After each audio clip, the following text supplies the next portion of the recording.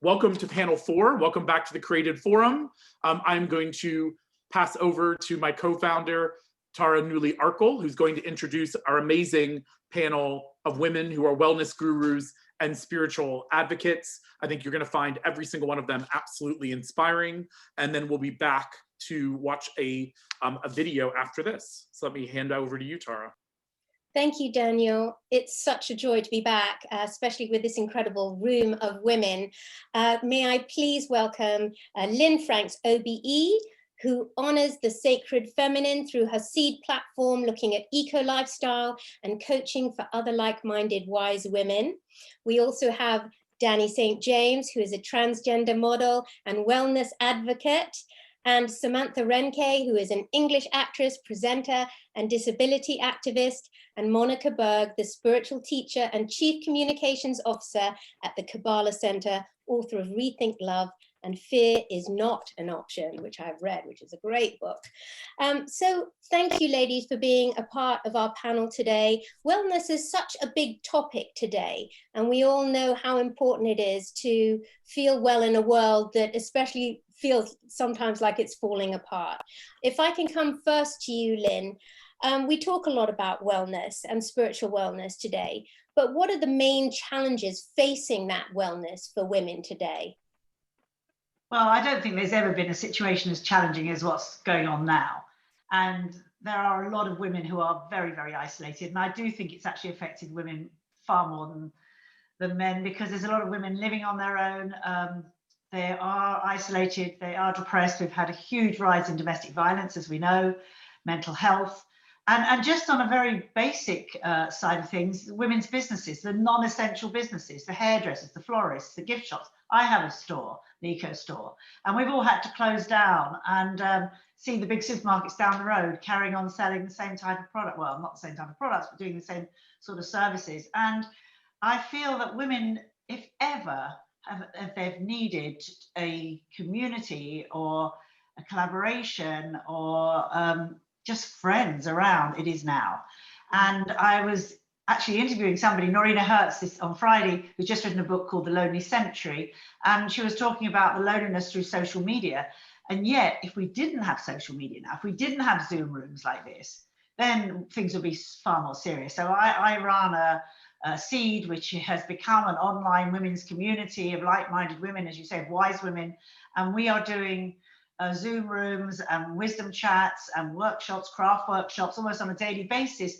And it has become very personal. I mean, we can sit on a Zoom room with our cup of tea and chat in a very deep level. And I think that for women, this is absolutely essential. There's no question, it's about our health. Yeah. It's about our health. And some of the other things that have come up about this sort of loneliness, which leads to depression, is that it affects our physical health too. And that's when our immunity system goes down if we're living in a state of fear, if we're living in a state of depression and we're living in a state of loneliness. So it has never, never been more important for our well-being that we stay in community. I'm very lucky. I live in a small town, a small Somerset town. I can go out my front door and it's hello, how are you? And I haven't felt cut off. But I think for a lot of, I'll come back to it, but I think for a lot of people, that's been the worst thing that's going on right now. Thank you, Lynne. Dani, if I can come to you, what do you think needs to change to facilitate greater opportunities for women today? I would say the first initial step should just be having more seats at the table. If you look at the actual figures of women in power, I run an organisation that supports trans lives across the UK. So I say it solely through my lived experience as a trans woman, that when you look at the figures that are reported, not nearly enough women are at the top or even at the table to have the conversations. And once they are brought into any type of business, it's also the opportunities that are given to take that rise. So I'd say what needs to change initially is the incorporation of women into the conversations. Thank you, Dani. And Monica, if I can come to you, how do you think women should be incorporating wellness, spiritual wellness into their lives today? How important is that? I think that often women tend to take on a lot because we are able to multitask, we're able to do a lot of things. We are nurturers by our own nature. And so it is easy to lose yourself in the process of life. I have 4 children. And I remember when my kids were a little bit younger. My youngest still is 7. My oldest is 22. And, my kids would say, can you take me to school this morning? And I'd look at them, I'd say, I can't take you today, but I'll pick you up because mommy also needs time for me. And I would go exercise then, which is my sanity. And I would create a space for myself where I could also exist. And I think far too often we burn both ends of the stick, saying yes to everything, taking it on, trying to do it all. And often we neglect the most important parts of ourselves. And if we don't feed our soul, if we don't know what we desire, if we don't know what we believe, if we don't actually pursue those things, that at some point we might even lose track of that entirely and get to a point where we're not very excited about the life we're living. So I think especially now in the world, the way it is, there's even more pressure on women to be the number one provider in their home, the caretaker. It's the unpaid job they have, right? To cook, clean, take care of the children, and also show up in the workplace. So wellness is often put on the back seat. I'll exercise when I have time, or when things aren't as pressured, or when I'm not as stressed out, when in fact we know that exercise is the thing that cures stress. So I just think that it needs to be a shift in consciousness about what kind of life do you really want to live, and decide to do it now, because that shouldn't be put off to some day in the distant future, which will actually never come unless you start practicing it every single day. That's such a fabulous point, because I think as women, we often feel that if we're doing things for ourselves, we're being selfish. That's such an amazing point. And as you say, exercise, I think, is a real cornerstone of health, and so important. I'm trying to get up every day and do that workout, even if it's 15 minutes. It's time for yourself. And to say no, as a Libran, I hate saying no to anybody. I feel that it's just rude. But that's something that I've had to learn, and it's actually self-help at the ground level to be able to say no. Samantha, can I come to you and ask you, what kind of coping strategies do you recommend? What's worked for you? Trying to say no, I'm very similar to you. I think as a woman with a disability, I recognize that opportunities do not come my way very often. 1 in 6 of us have a disability, yet we are one of the most marginalized groups there are. And for me, I feel like I've taken back some autonomy in my life, in the sense that I've kind of changed careers. I used to be a teacher, very institutionalized, education, which is quite a toxic environment for me as a woman with a disability. I was often infantilized there and not treated as an equal. So, I feel like I've taken back that power, and I'm freelance. But with that, comes the added stress of, saying yes to everything, because the price of being disabled in the UK is a lot. Just for being disabled, it's estimated that a disabled person spends extra a month £583 just on being disabled. So that's for extra care. That's because they can't get on the underground, so they have to take taxis. That's for equipment. The wheelchair I'm in right now, it's £4,500, and my power chair was £9,000. And unfortunately, when you become 18, it's as though your disability disappears. So, for me, the thought of going without support, going without my PA, going without equipment, if it breaks, because I say no to opportunities, is a quite a scary thought for me. Yet I have, sacrificed my own health. I've got a condition called brittle bones, so I break my bones extremely easily. So, finding that balance has been the biggest challenge for me as someone who's working in the creative industry, who realizes that 1 minute you're on top and the next minute you're the newspaper one day and then the fish and chip wrapper the next day, and that is always very much played at the back of my mind. So I'm trying myself to get a balance and saying no to things, and I also given that disability price tag, as I mentioned, saying yes, I will do things, but you've got to pay me. A lot of disabled people experience, that they get offered opportunities, and it's like, well, we're doing you a favour because you don't get that much. You should be grateful that we've given you this opportunity, but we won't pay you, you know. So I think finding that strength, putting a price tag on top of my head and saying, if you want me for my skills, then you're going to have to pay for me. So I think that's how I'm navigating my world at the moment, and ensuring that my mental well-being isn't sacrificed. It's not always easy, scary, particularly in a pandemic when, you know, everything's not going as anyone's planned. And also staying off social media. I have been at the mercy of some horrendous trolling, and I am the sort of person that is a people pleaser. And, you know, even if I don't know the person, I will take their comments to heart. And that has been a challenge for me, because as we know, you know, social media is such an amazing tool, particularly for you if you have a disability, because the world can be so disabling at times that, you know, a virtual world is so much more accessible, which we're finding now in this pandemic. So I hope that answers your question. Yes, no, that's lovely, Samantha. Thank you. And I thought it was really interesting what you were saying about taking back that power, because as women, we're very powerful beings, but we don't always utilize that power. We don't always honor it. Lynne, what sort of coping strategies do you recommend for women today?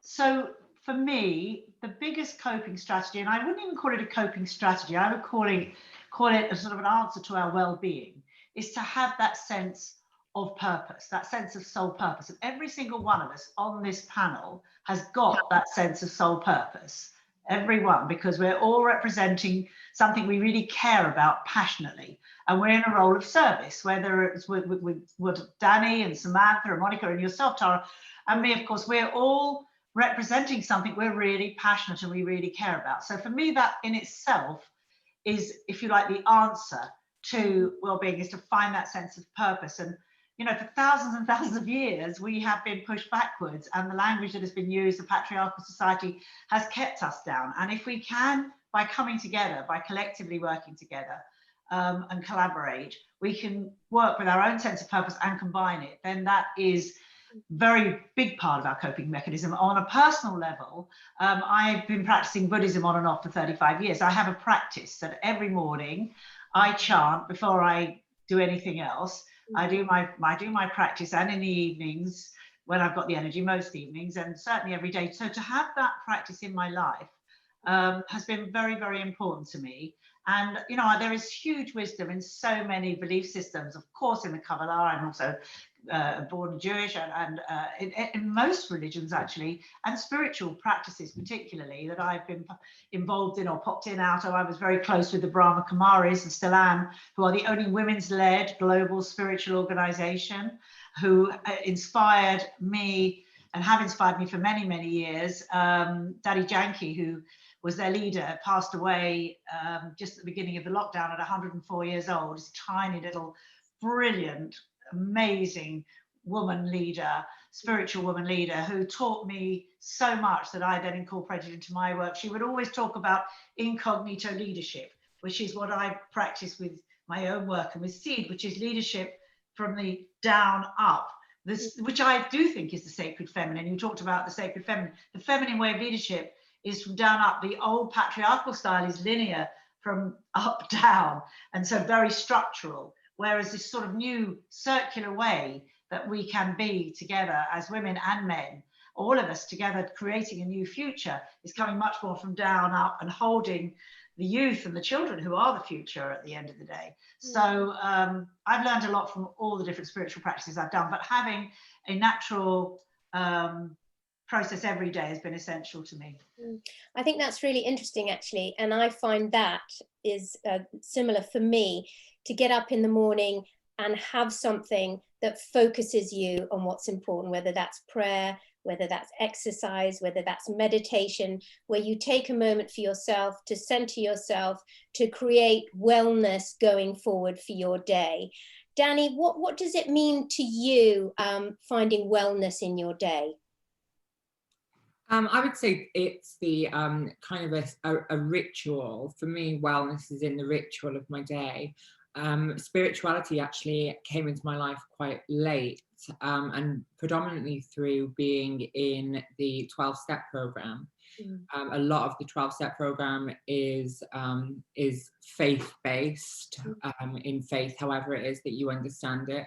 And I'd say all of mine is ritual-based. In the morning, I wake up and I read kind of the question of the day that I'm going to ask myself within the 12-step program related to any part of myself, or a lot of it is also external to me. And I would say that in a sense, it's almost meditative in that you kind of just sit with yourself and analyze a part of your life and just let yourself sit with that emotion. So yeah, mine's all about ritual. Lovely, thank you. Monica, if I can come to you next. What personal issues did you go through as a spiritual woman evolving into your power? Well, it's interesting. I do like this question a lot because I think that there will be some kind of opposition for anybody if you're trying to do something great in the world. I think that's to be expected, but we're not raised in a culture that teaches us to expect that, right? We have this idea in our mind that everything's going to be easy and fluid if it's meant to be, right? If it's really for us, it should come in a nice package. And the truth is that's not really the reality. So for me to really find my voice and believe in myself and advocate for myself, I had to be able to choose me. And I think it really starts with that one space in your mind, because so often we are dependent on external feedback. You know, what do people think about us? What do they think about what we say? Do they support us? Do they like us? Do they agree with us? And it's so much emphasis is put on the external that we lose sight of us. Now, for me, and I think for many, I've had this experience where I've been on the receiving end of being belittled or attacked or judged. And after such a long time of going through that, because I am very intuitive and sensitive, so I would pick up on these things, I really made a choice that I choose me and change, right? Because I had to change who I was at my core to be able to not receive that feedback the way I had been, and to really say, okay, are you somebody who can stand on their own 2 feet? Do you believe in what you say and what you do? Are you proud of your choices? And from that space, I felt that I became more of who I was meant to be. And I continue in that path, because in change, there's great power. So I think to really be able to embrace change and to really lean into who you're destined to become. And I think that's truly powerful. I think for the most part, men, women, we all underestimate our power of what we can choose to believe and who we can choose to become. And that's all on us. At the end of the day, that's our responsibility. So interesting what you say about change. I've often argued with people who say, you can't teach an old dog new tricks. And I always say, you can teach a dog a trick right up until the point in which they croak. You know, we're here to evolve, to change. And I had a moment with my kids whereby I put them and me through some pretty awful circumstances, and I felt really badly about the past. And but what somebody said to me was, look, what you're showing your kids in changing the past is the ability for them to also change, and to be in, perhaps we will all be in situations where we need to change, we need to adapt to something in our lives and move forward. And it's having that ability, as you say, to change and to evolve. And I think that's a great gift if we can even pass that on to our kids. You know, we don't always get it all right, but if we can say to our kids, look, I messed up, this is what I've learned, I'm trying to move forward, and here's the gift of change, literally, you know. Well, I call myself a change junkie because I came into the world like most people, not really wanting change. We crave change, but we fear change because we like our comfort. But the only constant in life is change. Your power is that you get to direct which way that goes in. Do you want to grow forward or do you want to go backwards? Because in any given moment of any day, that's what's happening. So you become truly powerful when you navigate and direct in which way you want your life to go. And I can guarantee we will make mistakes. I tell my kids all the time, like, I'm not going to be perfect and I'm not meant to be, right? What is your responsibility as a child and what is mine as a parent? And we'll meet somewhere in the middle. And I think that's the point of life, to have this reality, this understanding that you are meant to embrace all of the discomfort, all of the things that go wrong, the failures, all of that is an opportunity for growth. 100%. Samantha, how do you think that we can support people with disabilities moving forward into their truth and into their wellness? I think acknowledging systemic ableism, you know, we're currently in the middle of Disability History Month right now. We've just celebrated 25 years of the Disability Discrimination Act. And so it's, you know, quite a momentum time for the disability community. Yeah, I constantly hear from non-disabled people, but everything's accessible now, right? But you don't get discriminated against because you've got the DDA. And actually, you know, systemic ableism is so rife that for me as a disabled woman, I can tell you right now, you know, I've not left my flat for two weeks. And that's because of not only the pandemic, but physically I cannot navigate in my own environment because of things like building works that haven't put sufficient ramps down, or there's no drop curbs, or the shops down my street don't have step-free access. So I think it's actually acknowledging that the world is very disabling, and you know we don't live in an equal society. And for you to be a strong ally to disabled people, you actually have to listen to what is being said. You know, there's been a lot of chat on Twitter recently, you know, about a lot of disability issues, about not listening to disabled people, and I'm actually quite appalled at how people are so against wanting disabled people to succeed in life. And I think that goes back to this, what we call like the medical model of disability, where we see disabled people as the problem, whereas it's actually the society, it's our environment that's most of the problem. I do have brittle bones, you know, breaking 200 bones is not a walk in the park, but actually most of my frustrations and most of my troubles you know, and barriers daily come from external factors.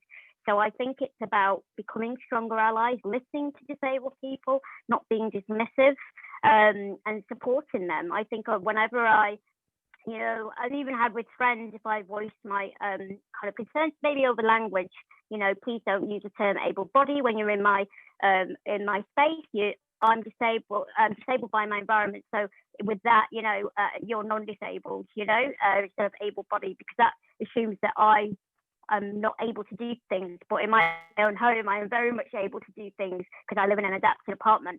And, you know, when you kind of challenge people with language, their immediate gut wrench for the majority is to become defensive, you know, because that's our ego taking control, going, oh, I don't like it that you just told me I can't use that word.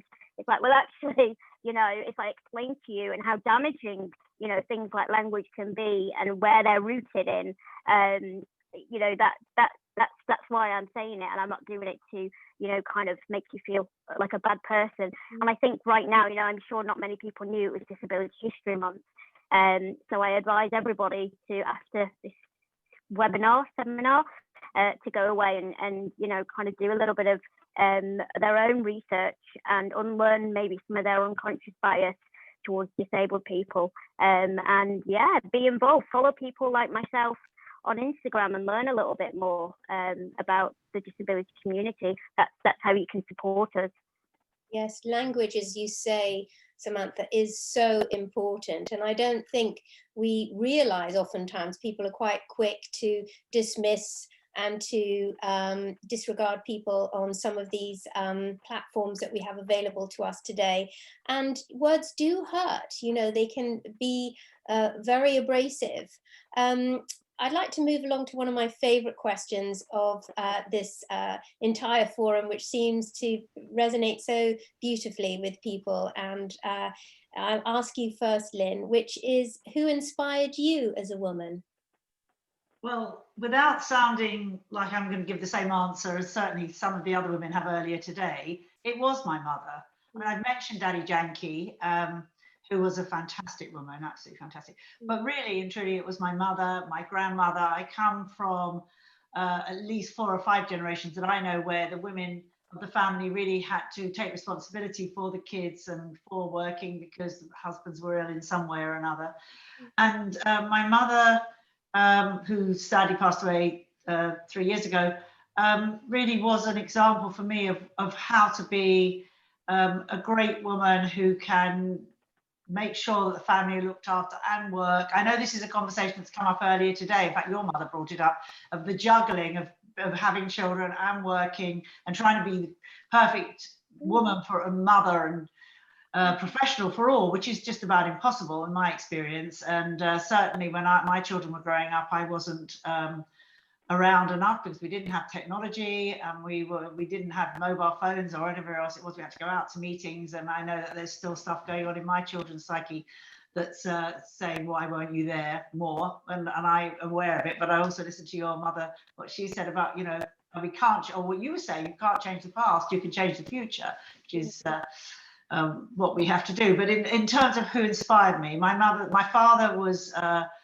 mentally ill. He was bipolar. He was in bed many months of the year. He was in and out of mental hospitals, and my mother really had to hold the family together. And she did an amazing job. So yeah, it was my mother every time, and she stayed as my friend on the other end of that phone right the way through until sadly she got dementia, and that's the saddest thing in the world, when you lose a parent when they're still physically there, but you know, they're not able to connect anymore. But yeah, for me, my mom every time. Thank you. What about you, Dani? Who's been your inspiration? I think obviously echoing what everybody is going to say is the answer of their mum. I come from a very small town in South Wales, made famous by Gavin and Stacey, and it certainly was not status quo to be accepting of people in the LGBT community where I'm from. And I was never made to feel like the other by my mum or any of the kind of matriarchal women within my family unit. But when I turn to the women that inspire me today, I reflect the people that paved the way in order for me to be here. April Ashley, Sylvia Rivera, Marsha P. Johnson. There are so many figures that are only often remembered by my own community that I think quite often get forgotten about. But I turn to the people that paved the way for my community to be here today, and that have enabled us to be louder and prouder than ever before. And I kind of use that as ammunition in order to make it so in a couple of generations down the line, people will still be remembering it and still feel even louder and even prouder, I think. Thank you, Dani. Monica, if I can ask you the same question. I think my answer is going to be a little bit different. For me personally, I find inspiration in everybody. I think that far too often we assign only certain people to mentor us or motivate us, only people we look up to. I think we have something to learn from every single person whom we come in contact with. One conversation that stood out for me and really impacted me actually was one that I had with a server years ago in a restaurant, and we were talking about names. And he asked me what my name was, and I said Monica, and he said, oh, like Santa Monica, Saint Monica. And I said, yeah, exactly, I never thought of it that way. And he said, well, the question is really, are you living up to your name? So it's just in those moments, right, you can have a profound influence on somebody. And I think that it ties into this idea on that we stand on the shoulders of giants, right? So anything that I am able to do, or you're doing, or any of us are doing, it's because somebody before us paved the way for us to do that. People that have specifically inspired me are like Ruth Bader Ginsburg, Martha Beck, Louise Hay, of course, Reverend Karen Berg, because they really created a spiritual home for me in bringing Kabbalah to the world. And that impacted the rest of my life. So I think what inspires me every day is that we have this ability to be a giant for somebody else, right? And that takes responsibility and accountability for our words and our actions and our kindness each and every day. And to really have this consciousness and awareness that we stand where we are, not because of our own individual effort, but really because somebody came before us to pave that way. And we are interconnected in this way with all of humanity. Beautiful. Thank you, Monica. I just want to share one of the comments we've had on our Q&A, and it's so nice to get these comments from people who are tuning in. Mary Cousins has said, don't you think so many people don't listen? I like to see through any disability, sexuality, and ethnicity, and address the person inside. I am no better than anyone else. My mother taught me to love and listen and not judge. Samantha, over to you to answer the generic question I've been asking everybody. Now, although Mama Renke is amazing and she actually looks younger than me, which is ridiculous, so she's in her 60s, all power to her. I'd actually say, now hear me out when I say this, I'd actually like to say myself, and I don't know why more people don't just say that they are inspired by their own achievements and give themselves a pat on the back. When I was born in Germany, and my parents weren't aware of my disability, and as soon as I was born, the doctor said, "I'm really sorry." They were the first words, "I'm really sorry, there's something wrong with your child." And they took me to a different hospital, and they told my parents, "Pray for her because she won't survive, and if she will survive, she'll have a horrendous life, you know, she won't succeed." And now I feel like I'm smashing it, you know, and I'm doing really well, and I am now a role model for many young disabled people. And I think, you know, I deserve to say, going back to that self-love and self, you know, kind of care, you know, you've got to turn around and go, bloody hell, you know, what you're doing is great. Like, you know, what you are doing is amazing. You need to, you know, give yourself a bit of applause. But I think also, for me, another woman with the same condition as me, she sadly passed away a few years ago. Her name was Stella Young. She was an Aussie. We kind of have similar traits, but she was a fiery redhead, and she did a TED talk, and it was called "I'm Not Your Inspiration." And she coined this phrase, inspiration porn, which has been, you know, for me as an activist, something that has really challenged me and challenged my disability identity. And it's something that I'm very passionate, supposed to carry on from her work, to teach people about the harmfulness of disability, inspiration porn, and that labeling, you know, telling someone that they're an inspiration just because they are disabled and they get up in the morning, because you can't believe that, you know, you can't believe how they're doing it, because if people have said to me, if I was like you, I'd rather kill myself, you know. So her kind of opening that doorway and teaching me about inspiration porn, it's very, it was a changing point in my life. And it also led me to, a lot of things fell into place after I realized that, you know, being called inspirational all my life, and people kind of pitying me and people kind of making assumptions about me, and have really added to my internalized ableism, I suppose. So yeah, so Stella Young, I'm Not Your Inspiration. Go and watch it on TED Talk. It'll be on YouTube or somewhere, but I recommend it. It's only like 7 minutes long, so it won't take much time. That's a really interesting point, Samantha. Thank you for raising that. You know, when people do say, you know, oh, it's amazing what you're doing, actually, if we all did a little bit, you know, it would be an amazing, much more amazing world. You know, it isn't brain surgery to go out and actually help other people or do a little bit extra. And in some ways, it is a kind of disservice to the person saying that, in a way, to kind of go, oh, aren't you amazing? I couldn't do that. Or, you know, actually what that person said to you is really very hurtful. So I think that's a really interesting and valuable point that you're raising there.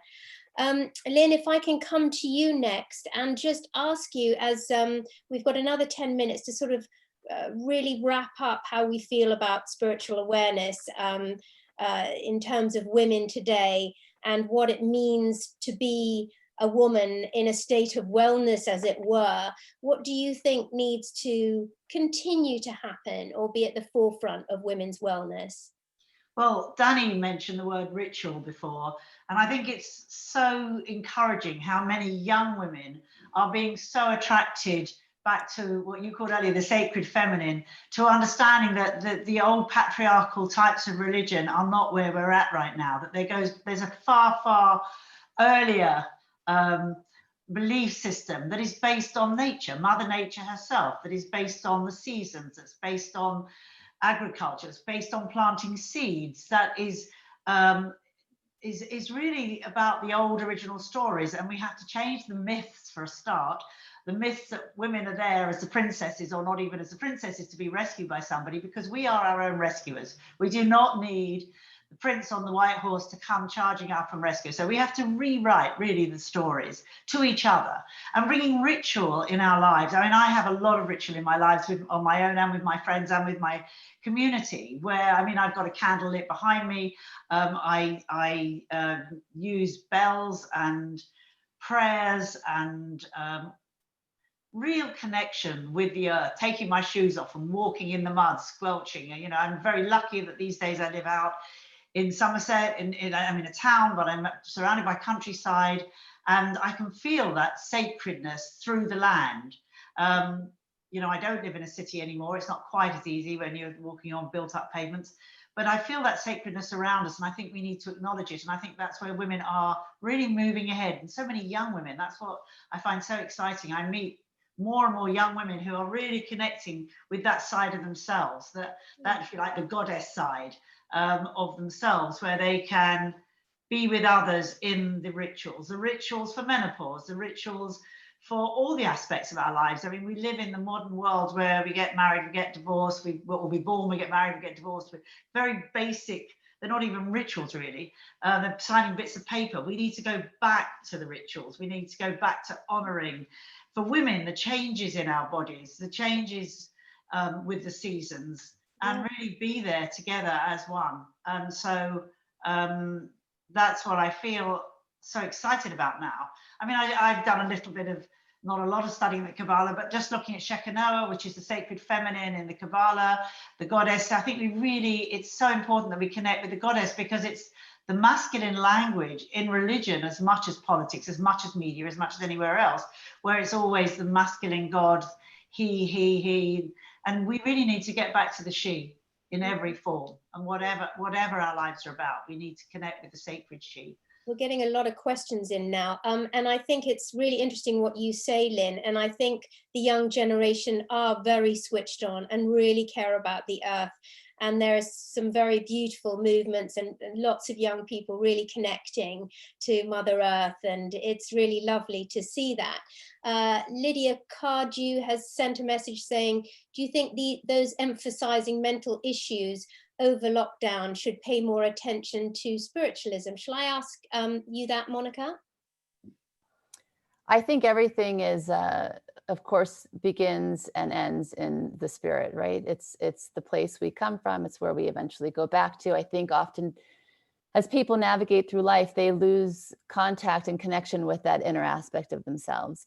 And we tend to act with the other part of ourselves, which is namely the ego, right? Which is more about things that are going to feed me, my own desire to receive for myself alone, rather than thinking of how we can share and impart that onto other people. So I think that it is our responsibility, really, just by being alive, to actually explore and reawaken that aspect of ourselves. Soul really is connected to nature, to kindness, to empathy, to love, to compassion.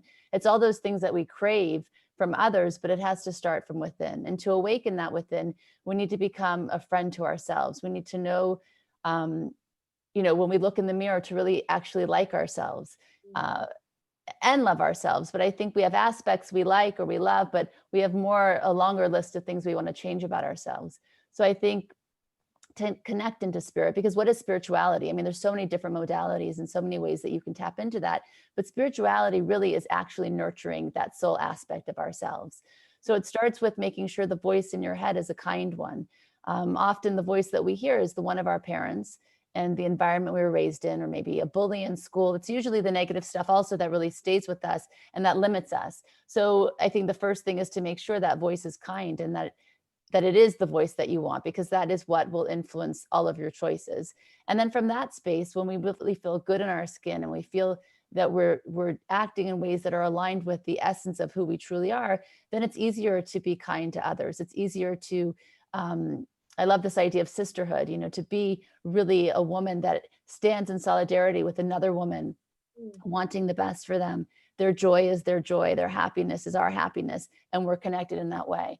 I think far too often competition plays a big role, and we tend to knock each other down instead of lifting each other up. And there's nothing more profound than those kinds of female relationships when they're working at their best. Yes, we have to support each other, ladies. I just want to read a couple of comments in the box, because people have sent some lovely messages. This is from Vanitha, and she says, Dani, Vanitha here. I've been teaching meditation for the past 18 years and a stress researcher. For me, the soul is same in all, but you and Samantha do go through a lot. What advice do you give young Gen to treat you all? I conduct monthly meetups. I can tell your stories. Monica and Lynn, awesome too. I conduct wellness talks, and I will speak about all of you. So just a quick mention for you there, Dani. How would you respond to Vanitha? Thank you so much. I think so what advice do I pass on to the younger generation? I have a lot of interaction with younger people, again, solely of my own community, but the main advice that I do pass on is that the only race that you're running in is one against yourself. And kind of touching on something that Monica said, is that we're kind of built in a need to compete with each other, but actually when you lift each other up, we all get lifted up, and there is enough space at the table for us all to sit at. It's something that I think all women face. With younger trans women, I think we come into it a lot later on, because the beginning of our journey into womanhood didn't start with birth, so it's kind of a rebirth in a sense. So that later on journey, it almost emphasizes the competitive effect that we naturally feel, which is kind of the responsibility of the patriarchy that we live under. So my main advice to younger people is always just know that you're not competing against anyone, and the smallest steps that you take are an achievement. That's lovely, thank you. And just another comment here from Amber, who says, all very wonderful women, thank you. Many young women are changing their ideas about marriage and whom they are expected to be once they get married. The goddess is alive and well and flourishing, and more women are connecting spiritually through yoga and meditation. And a last message here from Janine, who says, what will you take away from today from the women you have listened to? So if I can ask Samantha that just quickly in the last couple of minutes we have available. Gosh, I think it is, you know, being everyone's cheerleaders. I think, you know, again, just bringing everybody up. I think for me, interacting with different people who have, you know, had different experiences, but we've all got that common ground of maybe facing prejudice or facing barriers, and championing one another. I think that's the biggest message, and this is why I love doing things like this. You know, I do get a lot from just listening to other people. So yeah, thank you to everyone. Oh, no, it's been absolutely amazing to have all you ladies here and to have our listeners online. Thank you so much for being a part of our forum, and hopefully we can have more conversations like this in the future. Here's Dani, our beautiful bow-tied co-host, and he's going to tell us a little bit about what's coming up next. Thank you all so much. Great, thank you so much. A virtual round of applause for all of you. That was absolutely fantastic. So thank you, Tara, for hosting that session, and a huge thank you to Monica, Dani, Samantha, and Lynn for sharing with us all of your insights. And I love all of the things that I took away from that panel. But I think, you know, in this moment, I think what's really missing is being of service to others.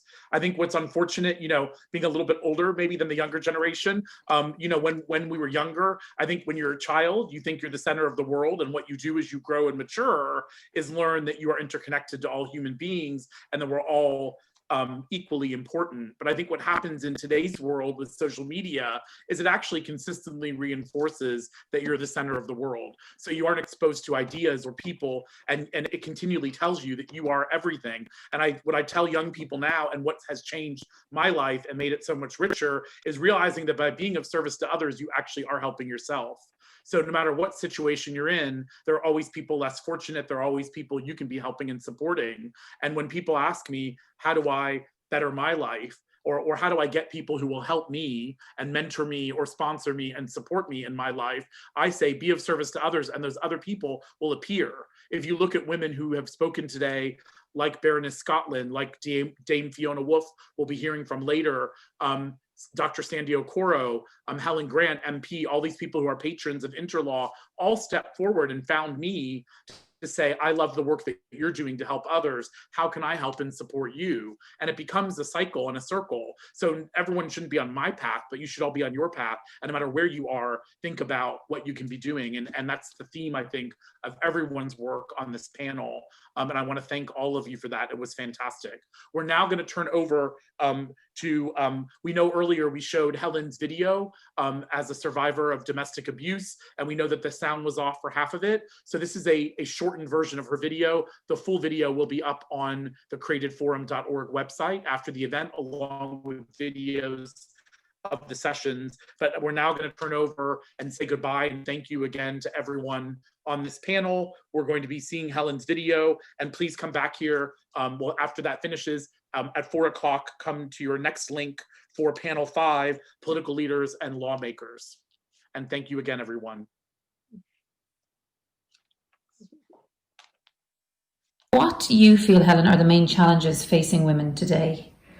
Well, speaking as a survivor of domestic abuse, I would say, first of all, for me, it's my health. The next biggest one for me is forgiveness. I think it's taken years and years of absolute dedication to recovery, to forgive more so the things that happened in my childhood where I, was not responsible for any of that.